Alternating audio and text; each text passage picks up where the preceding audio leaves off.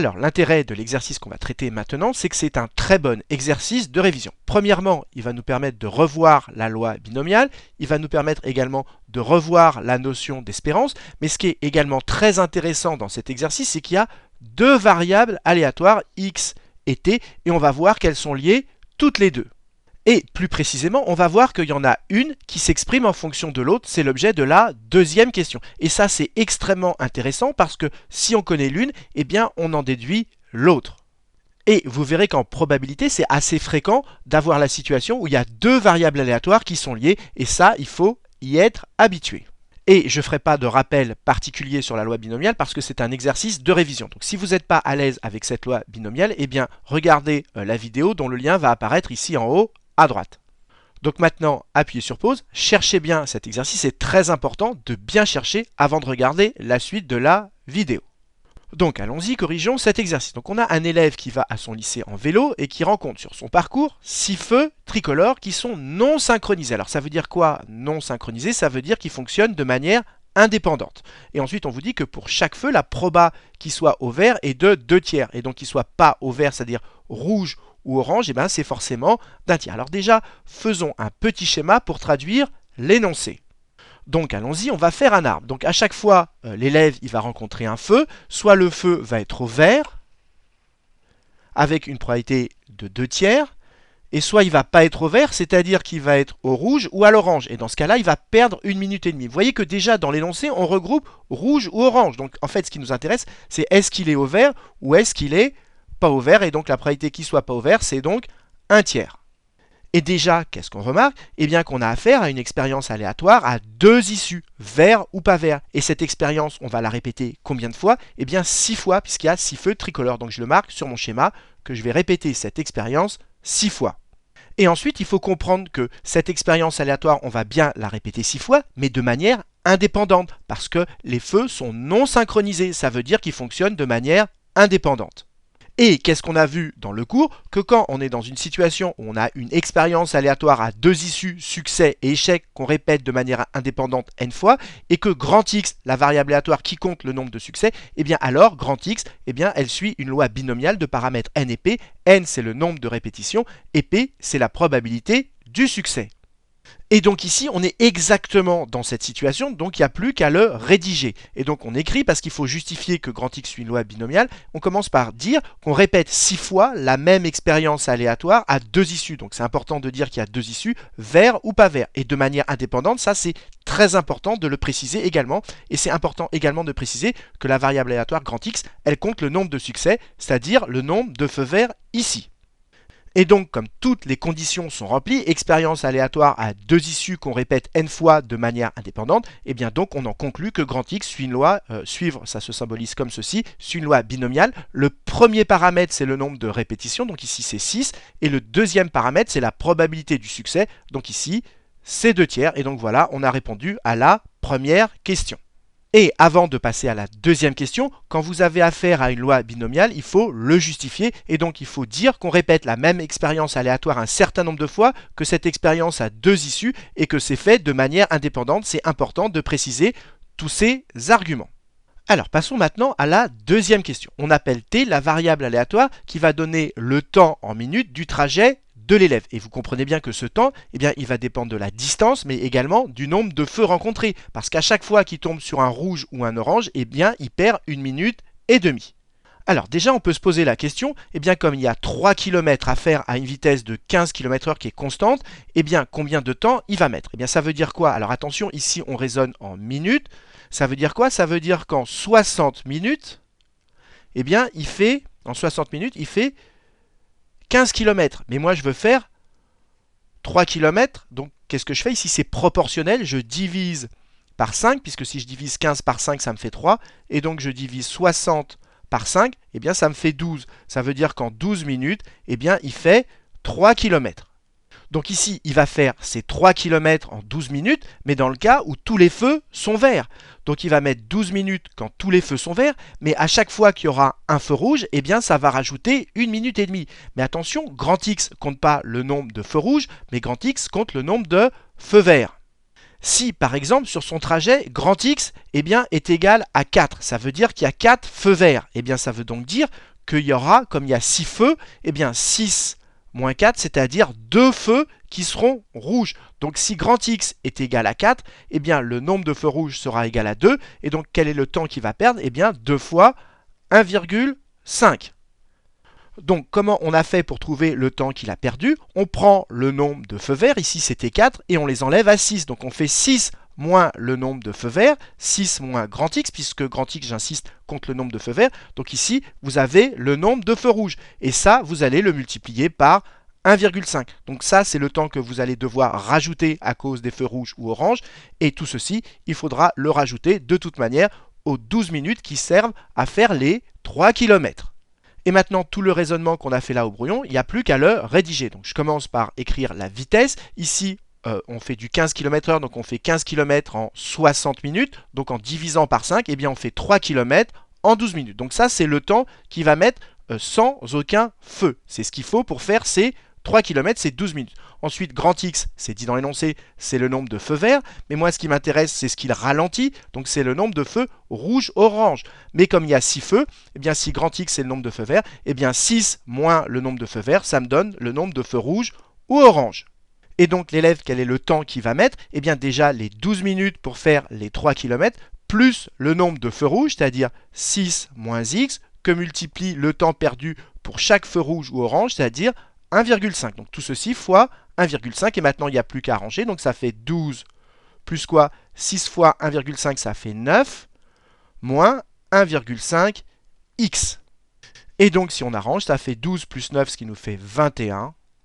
Moins 1,5 x. On a bien répondu à la deuxième question. On a bien exprimé la deuxième variable aléatoire qui compte le temps en fonction de x, puisque t vaut 21 moins 1,5 x. Alors, passons maintenant à la troisième question. On nous demande d'en déduire, donc ça veut dire qu'il faut sans doute utiliser la question précédente, E de t, c'est-à-dire l'espérance de t. Mais ici, vous voyez qu'on a affaire à une fonction affine, ce qu'on pourrait écrire, au lieu d'écrire 21 moins 1,5x, on pourrait écrire 1,5x plus 21. C'est exactement de la forme a x plus b. Or, vous avez vu dans votre cours sur l'espérance que l'espérance de ax plus b, c'est égal à quoi? C'est égal à a fois l'espérance de x plus b. C'est exactement ce qu'on va utiliser maintenant. Donc, je commence par écrire que t, c'est quoi? C'est de la forme ax plus b. C'est bien moins 1,5x plus 21. Ça, c'est mon ax plus b. Et donc, e de t, c'est égal à quoi? C'est égal à e de moins 1,5x plus 21. Mais comme ici, c'est de la forme a x plus b, on peut sortir le a. Donc, ça fait a, c'est-à-dire moins 1,5, l'espérance de x, plus la constante, c'est-à-dire plus 21. Et on peut préciser qu'on a appliqué quelle règle? Cette règle qu'on a ici, c'est-à-dire que quand on a calculé l'espérance de ax plus b, ça fait a fois l'espérance de x plus b. C'est important de le rajouter pour que le correcteur sache quelle règle vous avez utilisée. Et maintenant, pour trouver l'espérance de t, qu'est-ce qu'il nous reste à calculer? Tout ceci, mais là-dedans, qu'est-ce qu'il y a de compliqué? Il y a uniquement l'espérance de x. Et vous devez savoir que quand une variable aléatoire grand X suit une loi binomiale de paramètres n et p, alors l'espérance de x, c'est n fois p. Or ici, x suit une loi binomiale de paramètres 6 et 2 tiers. Et donc tout simplement, l'espérance de x, c'est le produit n fois p, c'est-à-dire 6 fois 2 tiers. Et 6 fois 2 tiers, 6 fois 2, 12 divisé par 3, ça fait 4. Donc ça veut dire que l'espérance de x, ici, c'est 4. Donc il n'y a plus qu'à le remplacer. Donc maintenant, on va le rédiger. On va préciser que grand X suit une loi binomiale de paramètres 6 et 2 tiers. Et on sait que donc, l'espérance de x, on le sait, c'est dans le cours, c'est n fois p, le produit des deux paramètres. Donc 6 fois 2 tiers, donc ce qui nous fait 4, et donc maintenant, il n'y a plus qu'à remplacer. L'espérance de t, c'est égal à quoi? C'est égal à moins 1,5 fois 4 plus 21. Et si vous faites le calcul, eh bien vous allez trouver 15. Donc ça veut dire que l'espérance de t, c'est 15. Et maintenant, on nous demande d'interpréter. Eh bien, qu'est-ce que ça veut dire, l'espérance? Eh bien, ça veut dire que si vous faites un grand nombre de fois le trajet, si cet élève il fait un grand nombre de fois le trajet et qu'il en fait la moyenne, eh bien sa moyenne, elle se rapproche de 15. Et donc, on peut écrire pour l'interprétation que sur un grand nombre de trajets, s'il fait la moyenne à chaque fois, eh bien, cette moyenne de temps de trajet, eh bien, cette moyenne, elle se rapproche de 15 minutes. Ce qu'on résume parfois en disant qu'il peut espérer en moyenne mettre 15 minutes pour aller à son lycée. Donc maintenant, passons à la quatrième question. On vous dit que l'élève, il part 17 minutes avant le début des cours. Quelle est la probabilité qu'il arrive en retard? Pourquoi il arriverait en retard? Parce qu'il met plus de 17 minutes. Donc en fait, on est en train de nous demander la probabilité qu'il mette plus de 17 minutes, mais comme le temps correspond à t, eh bien on nous demande la probabilité que t soit supérieur à 17. Ça, c'est la première chose à comprendre. Maintenant, pour calculer cette probabilité, eh bien comme on a exprimé t en fonction de x, eh bien on va remplacer t par son expression. Donc c'est ce que je vais faire maintenant. Eh bien je vais remplacer t par ceci, donc ça fait moins 1,5x plus 21 supérieur à 17. Et maintenant, qu'est-ce que je vais faire? Je vais tout simplement essayer d'isoler grand X. Donc, qu'est-ce que je vais essayer de faire? Déjà, je vais me débarrasser du 21. Donc, je vais soustraire 21 des deux côtés. C'est une égalité. Donc, ça fait probabilité que moins 1,5x. Donc, ici, il faut bien comprendre qu'est-ce que je fais? J'enlève juste 21 des deux côtés. Donc, si j'enlève 21 à gauche, il reste juste moins 1,5x. Et de l'autre côté, quand on soustrait un nombre, eh bien ça ne change pas l'ordre. Et là, ça va me faire 17 moins 21, ce qui nous fait moins 4.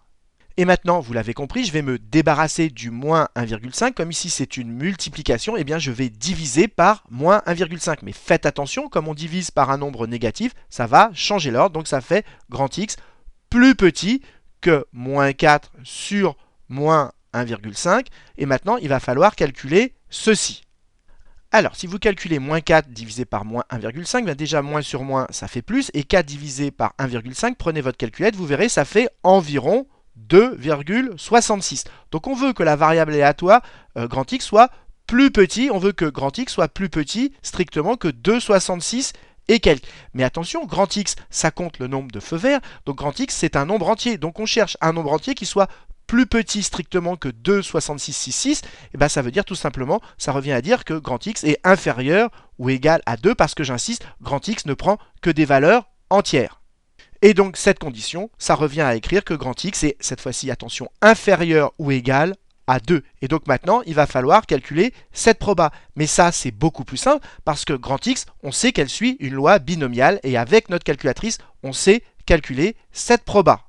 Alors, quand vous voulez calculer la probabilité que grand X soit inférieur ou égal à k avec une loi binomiale, attention, c'est bien inférieur ou égal à k, eh bien, il faut suivre ces touches de la calculatrice. Donc d'abord, on appuie sur Menu, ensuite, on va dans des stats, donc stats, c'est 2.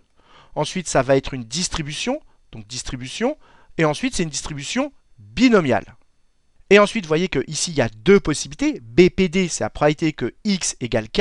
Et la deuxième, c'est probabilité pour x inférieur ou égal à k. Et le moyen mémotechnique, c'est que ici, c'est comme cumul. Pourquoi c'est un cumul? Parce que regardez, la probabilité que x soit inférieur ou égal à 2, je rappelle que x compte le nombre de feux verts. Donc x au plus petit, il vaut 0, soit il vaut 1, soit il vaut 2. Et donc, que fait la calculatrice? Eh bien, elle calcule la proba que grand x soit égal à 0, plus, vous l'avez compris, la proba que grand x soit égal à 1, plus la proba que grand X soit égal à 2. Elle en fait le cumul et ça vous donne la probabilité que grand X soit inférieur ou égal à 2. C'est pour ça qu'ici, il y a un petit c comme cumul.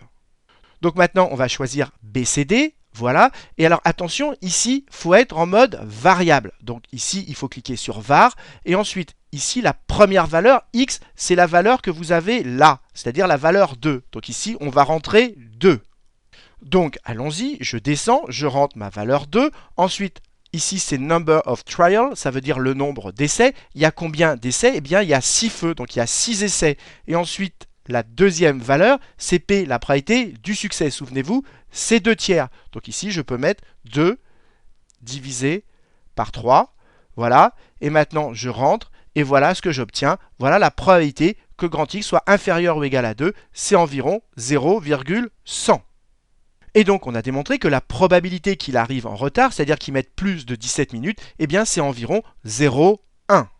Donc voilà, j'espère que cette vidéo vous a permis de bien réviser les variables aléatoires, la notion d'espérance, les lois binomiales et aussi le fait que vous ayez deux variables aléatoires liées. Et ça, c'est extrêmement classique. Et donc dans cet exercice, on a vu plein de notions. Donc si vous avez eu du mal, eh bien regardez chacune attentivement. Elles sont toutes très importantes. Et comme d'habitude, si vous avez apprécié cette vidéo, n'hésitez pas à la partager et à la liker.